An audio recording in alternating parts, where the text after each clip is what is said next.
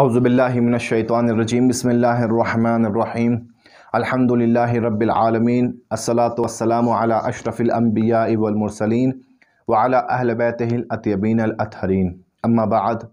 नाज़रीन इकराम सलामुन अलैकुम व रहमतुल्लाह।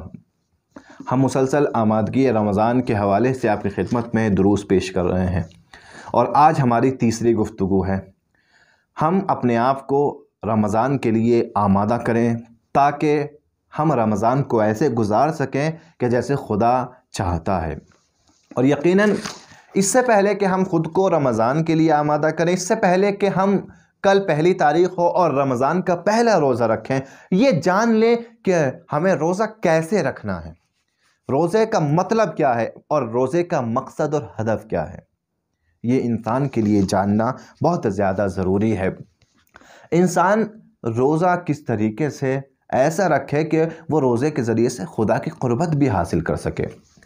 हम अगर रोज़े को 3 मरतबों में बाँटें तो रोज़े के 3 मरतबे हैं, रोज़े के 3 स्टेप हैं, 3 मरतबे और 3 मरहले हैं। पहला स्टेप, पहला मरतबा रोज़े का इंसान का ज़ाहिरी रोज़ा, जिसे हम इस्तिलाही रोज़ा भी कह सकते हैं। ज़ाहिरी रोज़ा इंसान सुबह की अज़ान से लेकर मगरिब की अज़ान तक ना कुछ खाए ना कुछ पिए और ना ऐसा कोई काम अंजाम दे कि जिससे रोज़ा टूटता है। और वो हम इंशाअल्लाह आगे बताएंगे कि किन किन बातों से रोज़ा टूट जाता है। यानी इंसान सुबह से शाम तक ऐसी चीज़ों से परहेज़ करे कि जो रोज़े को तोड़ देती हैं। फ़कत इतना ये कहा जाएगा कि इस इंसान ने रोज़ा रखा था। ये पहला स्टेप रोज़े का है। इस इंसान के रोज़े को माना जाएगा, कहा जाएगा कि इंसान रोज़ेदार था। लेकिन इससे आगे का भी एक मर्तबा और मरहला है, वो दूसरा स्टेप है। कहा जाएगा दूसरा स्टेप क्या है? का दूसरा स्टेप यह है कि अब फ़कत इस इंसान का शिकम ही रोज़े से नहीं था, फ़कत ये इंसान सुबह से शाम तक भूखा और प्यासा नहीं था, बल्कि इसका जिस्म पूरा मुकम्मल तौर पर रोज़ेदार था।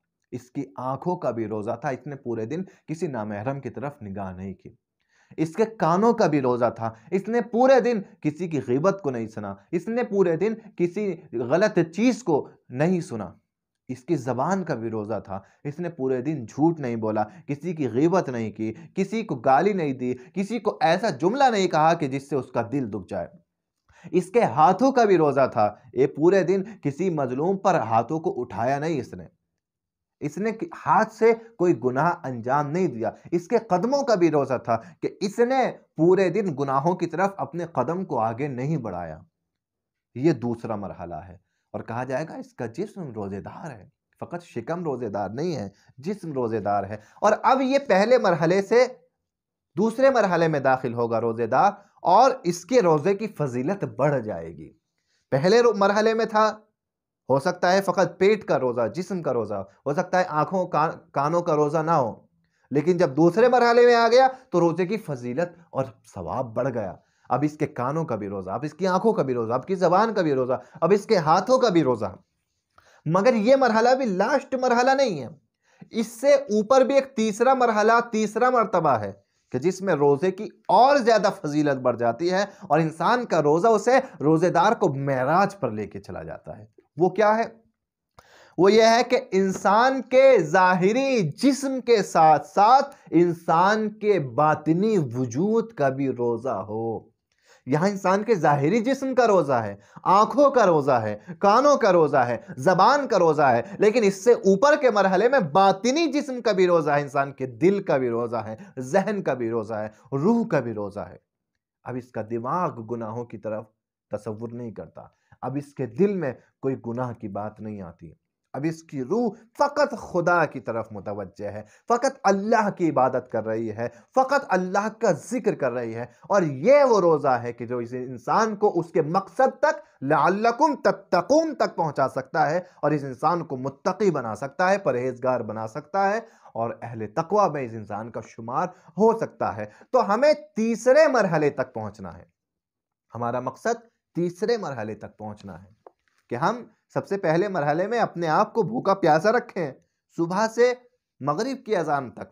दूसरे मरहले में हम अपने जिस्म के आज़ा का भी रोज़ा रखें, कोई गुनाह अंजाम ना दे। तीसरे मरहले में हम मुकम्मल वजूद का रोज़ा रखें, हमारा बातिन भी रोज़ेदार होना चाहिए, हमारा ज़ाहिर भी रोज़ेदार होना चाहिए, और तब हम जाके खुदा से करीब होंगे। इन्ना अक्रमकुम इंदल्लाहि अत्काकुम, अल्लाह के नज़दीक वही हो सकता है कि जो मुत्तकी हो सकता है। लिहाजा हम जितना करीब होना है उतना मुत्तकी बनना पड़ेगा, और हमें उस तरीके से अपने आप को रोज़ेदार भी बनाना पड़ेगा। लिहाजा तकवा इंसान के लिए ज़रूरी है, और रोज़ा इंसान के अंदर अखलाकी सिफात को उजागर कर देता है।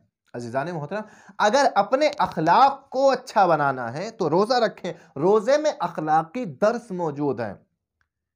इंसान ये ना है, ये बात गलत है कि इंसान रोज़ा रख के बद अखलाक बन जाता है।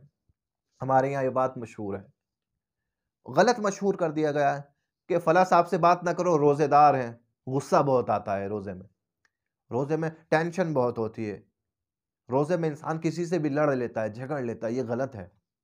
रोज़ा ये नहीं सिखाता, ये रोज़े का रिएक्शन नहीं है। इसका मतलब इस इंसान ने रोज़े की मानवियत को दर्क नहीं किया। रोज़ा क्या सिखाता है? इंसान अफ्तार के वक्त जब अफ्तार पर बैठता है तो इंसान फौरन अफ्तार को देख के अपने हाथ को अफ्तार की तरफ नहीं बढ़ाता, बल्कि रोज़ा पूरे दिन उसको 3 दर्स दे चुका है कि भाई आपको अफ्तार कर लेना है। रोज़े का वक्त ख़त्म हो चुका है, लेकिन खुरमे पे नजर गई, खजूर पे नजर गई, तो अभी पहले एक दुआ पढ़ लो, अल्लाहुम्मा लका सुमतो व अला रिज़्क़िका अफ़्तरतो व अलैका तवक्कलतो। ये दुआ इंसान क्यों पढ़ रहा है? ये बताना चाहता है मैंने रोजे से क्या हासिल किया। अल्लाहुम्मा लका सुमतो, ए मेरे परवरदिगार, मैंने रोजा तेरे लिए रखा था फ़कत। इस इंसान ने, इसका मतलब यह है कि रोजे के जरिए से खुलूस हासिल किया, इसके खुलूस में इजाफा हुआ है। वह अला रिस्क का अफ्तर, तो तेरे रिस्क के जरिए से अफ्तार भी कर रहा हूं। इसने अल्लाह की दी हुई नेमत को पहचान लिया है, उसका शुक्र कर रहा है कि ये रिस्क मेरा नहीं है, ये तेरा दिया हुआ है। इसने इखलास भी सीखा है, इसने शुक्र भी सीखा है, और तीसरा सबक इसने रोजे से तवक्कुल सीखा है।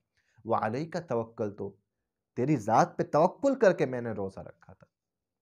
रोजा इंसान की अखलाकी सिफात में इजाफा करता है। खूबसूरत अखलाक अगर इंसान को बनाना है तो रोज़े के ज़रिए से इंसान अपना अखलाक खूबसूरत बना सकता है। इंशाअल्लाह परवरदिगार से दुआ है कि परवरदिगार हमें हकीकी रोज़ेदारों में हमें शुमार फरमा, और हमारे रोज़े को रमज़ानुल मुबारक में कबूल फरमा। ज़्यादा से ज़्यादा इबादतों की हमें तौफ़ीक़ इनायत फरमा।